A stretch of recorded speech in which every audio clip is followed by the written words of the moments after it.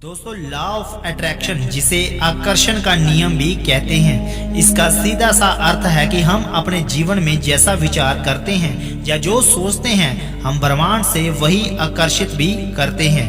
यदि हम अपने विचारों को सकारात्मक रखते हैं तो हम ब्रह्मांड से सकारात्मकता ही आकर्षित करते हैं, और यदि हमारे विचार नकारात्मक होंगे तो हम नकारात्मकता ही आकर्षित करेंगे।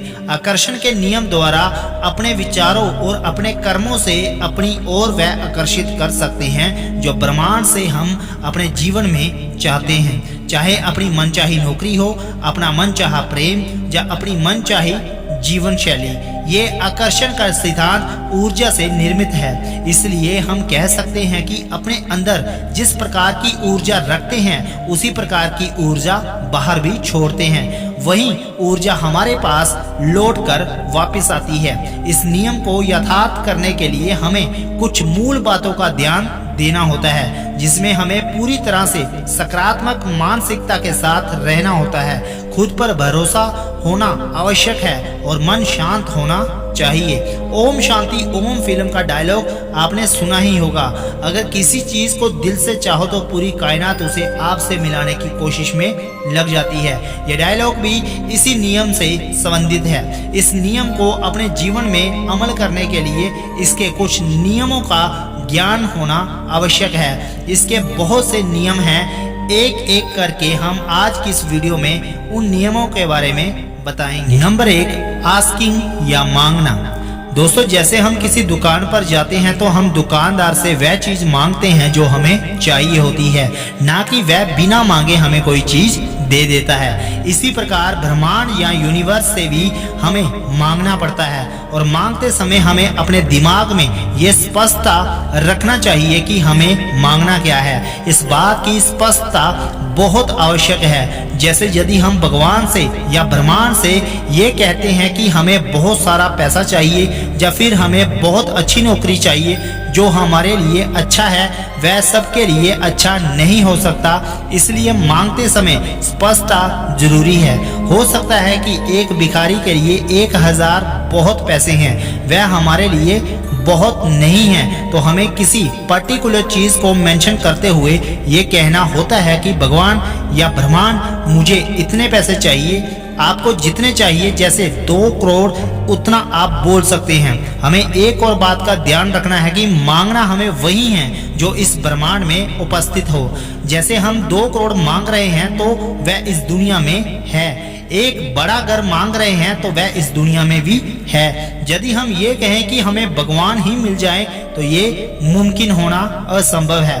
तो हमें मांगना वही है जो ब्रह्मांड में उपस्थित है। मांगते समय हमें भरोसा होना चाहिए कि हम जो मांग रहे हैं वह हमें ब्रह्मांड जरूर देगा। दोस्तों, दूसरे नंबर पे आता है फीलिंग या भावना। मांगते समय हमें ध्यान रखना है कि उस समय हम महसूस कैसा कर रहे हैं, यानी जो हम मांग रहे हैं उस पर्टिकुलर चीज के लिए हम क्या महसूस करते हैं। मांगते समय हमें वही महसूस करना है कि हमें वह चीज प्राप्त हो चुकी है और हम वही जीवन जी रहे हैं। इस तरह का वाइब्रेशन क्रिएट करना होगा। जैसे आपको एक अधिकारी बनना है, एक ऑफिसर बनना है, तो आपने ईश्वर से यही कामना की हुई है कि आप आने वाले समय में एक अधिकारी बन जाएंगे, तो आपको वही वाइब्रेशन क्रिएट करना होगा। ये महसूस करना होगा कि आप उस समय अधिकारी बन चुके हैं, आपका सिलेक्शन हो चुका है, आपको अपॉइंटमेंट लेटर भी आ चुका है। उस तरह से महसूस करिए कि आप अपने उस अधिकारी वाली कुर्सी पर भी बैठ चुके हैं, और उसी तरह के व्यवहार भी करिए। अर्थात आपको एक सकारात्मक वाइब्रेशन क्रिएट करना है। हमने शुरू में ही ये बात स्पष्ट कर दी है कि लॉ ऑफ अट्रैक्शन के लिए या आकर्षण के नियम के लिए व्यक्ति को सकारात्मक होना बहुत आवश्यक है। हमें जो भी मांगना है, कभी भी ना, नहीं, कभी नहीं, किसी इस तरह के शब्दों से बचना चाहिए। नंबर 3, बिलीविंग, विश्वास। हमें ये विश्वास होना चाहिए कि हमने जो भी ब्रह्मांड से मांगा है वह हमें जरूर मिलेगा। अक्सर ये देखा जाता है कि लोग स्वयं पर भरोसा नहीं करते। हमें खुद पर संदेह नहीं होना चाहिए कि ये कैसे होगा या फिर ये हमें कैसे प्राप्त हो सकता है या नहीं। इस तरह का बिल्कुल भी व्यवहार नहीं रखना।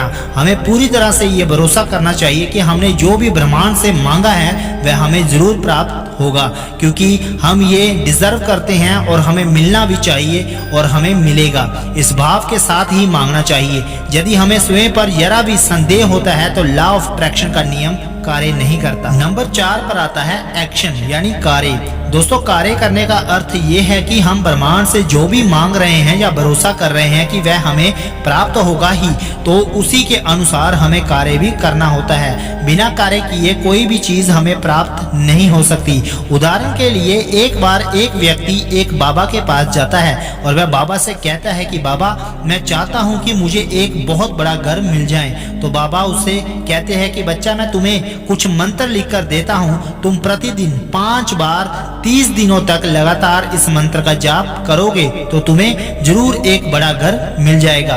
वह व्यक्ति 30 दिनों तक लगातार उस मंत्र का जाप करता रहा, परंतु कुछ भी ऐसा नहीं होता।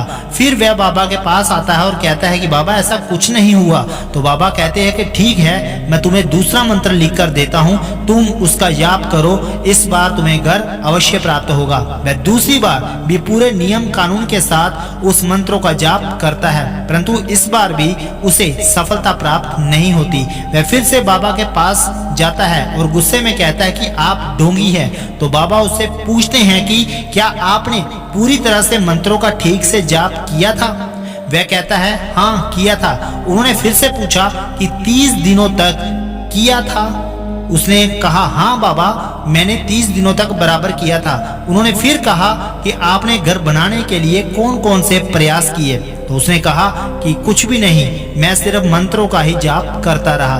तो बाबा कहते हैं बेटा, मंत्र भी तब ही कार्य करते हैं जब आप अपने घर बनाने के लिए कुछ कार्य करते हैं, अर्थात घर बनाने से संबंधित कुछ प्रयास भी किया होता।